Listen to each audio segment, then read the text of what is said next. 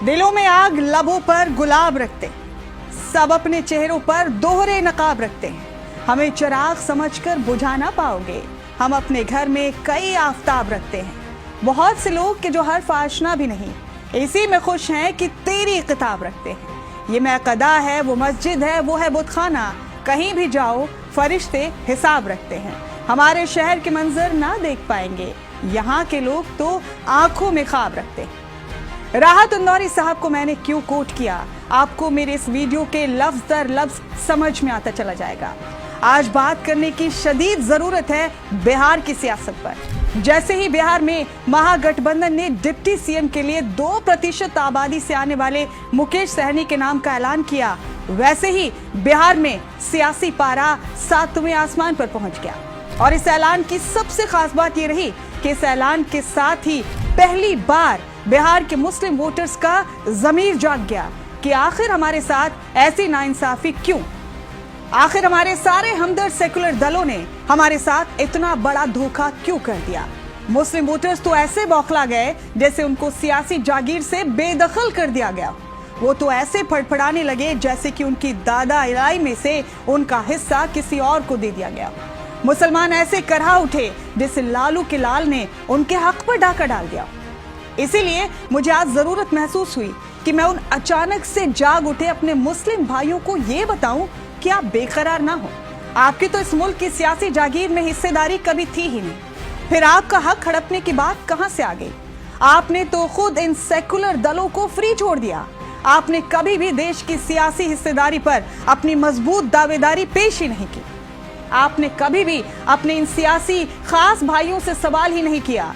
आपने खुद ही हमेशा इनके लिए मैदान खाली छोड़ दिया, कहीं भी किसी भी तरीके के शॉट खेलने के लिए। आपने कभी इनके अंदर ये खौफ पैदा ही नहीं किया कि मुसलमान भी कभी इनसे खफा हो सकते हैं। आपने इनकी आंखों में आंखें डालकर कभी भी अपने हक ही नहीं मांगे। आपने तो कभी इनको अपनी लाल आंखें ही नहीं दिखाई। आप तो सिर्फ इनकी तारीफों में कसीदे पढ़ते रहे। और ये सेकुलर सियासी जमातें अपने लिए आपकी दीवानगी, आपकी अंधी मोहब्बत, आपके पागलपन को बखूबी समझते चले गए।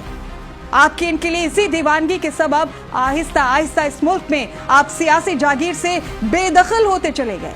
और इतने में ही बस नहीं हुआ, इन सेकुलर जमातों के लिए आपकी इसी आशिकी ने आपको बीजेपी का भी सबसे बड़ा दुश्मन बना दिया।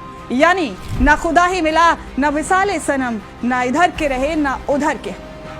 मुझे अपने मुल्क के मुसलमानों से आज ये पूछने की बड़ी शिद्दत है कि आप अपने दिल पर हाथ रखकर बताएं कि अगर आपको लालू के लाल विधानसभा की एक भी सीट नहीं देते तो क्या फिर भी आप इनको छोड़ने की हिम्मत कर सकते हैं? क्या आज की तारीख में आप किसी और दल को वोट करने की हिम्मत कर सकते हैं? कभी नहीं। आप लाख चाहकर भी इन सेकुलर जमातों को नहीं छोड़ सकते। इसी वजह से इन सेकुलर पार्टियों को आपके खफा हो जाने का जरा सा भी खौफ नहीं रहा। इन सेकुलर सियासतदानों ने अपने बाल धूप में सफेद नहीं किए दोस्तों। इनको बहुत अच्छी तरह से मालूम है कि आज की तारीख में मुसलमान हमसे ज्यादा खुद बीजेपी को सत्ता से बेदखल करने को बेकरार बैठे। तो फिर वो क्यों आपको सियासत में हिस्सेदार बनाएंगे? वो तो शुक्र मनाइए कि असदुद्दीन ओवैसी मैदान में हैं, जिनकी पार्टी में जाने के डर से इतने भी टिकट इन लोगों ने आपको दे दिए। वरना आज के माहौल में जबकि मुसलमान बीजेपी की हार में ही अपनी जीत समझे बैठे हैं, ये दल मुसलमानों को एक भी टिकट नहीं देते। डिप्टी सीएम का ओहदा तो बहुत दूर की बात है। आपके लिए इन सियासी जमातों का असली चेहरा बेशक पहली बार सामने आया, लेकिन सियासत के जो जानकार हैं, सियासत के जो माहिरीन हैं, वो ये बखूबी समझते हैं कि मुसलमानों से झूठी मोहब्बत का नकाब तो इन मुबैना सेकुलर दलों के चेहरे से 2005 में बिहार विधानसभा चुनाव के नतीजों के वक्त ही उतर गया था, जब बिहार में किसी भी दल को क्लियर बहुमत नहीं मिला था और सत्ता की चाबी पहली बार अलग पार्टी बनाकर चुनाव लड़े रामविलास पासवान के हाथ में थी।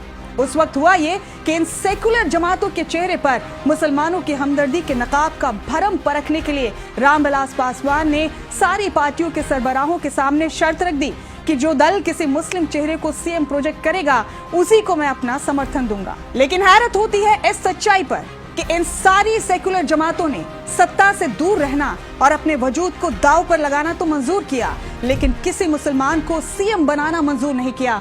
और जानते हैं इसका नतीजा क्या हुआ? नतीजा ये हुआ कि बिहार में राष्ट्रपति शासन लगा दिया गया।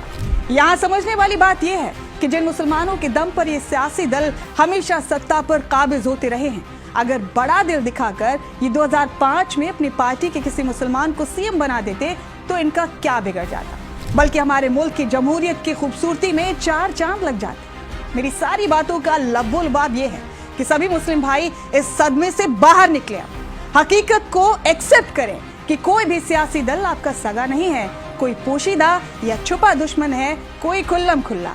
किसी की मार में शोर होता है और किसी की मार खामोश होती है। इसलिए वोट करते वक्त अपना नफा नुकसान ना देखेगा, क्योंकि आपके लिए तो सारे ही सियासी दल एक जैसे ही हैं। लिहाजा वक्त की नजाकत को समझते हुए बस इतना दिमाग लगाइएगा कि हमारे इस मुल्क के अजीम की रूह, हमारे जमहूरियत के हुस्न की हिफाजत कौन कर सकता है। जय हिंद, जय भारत।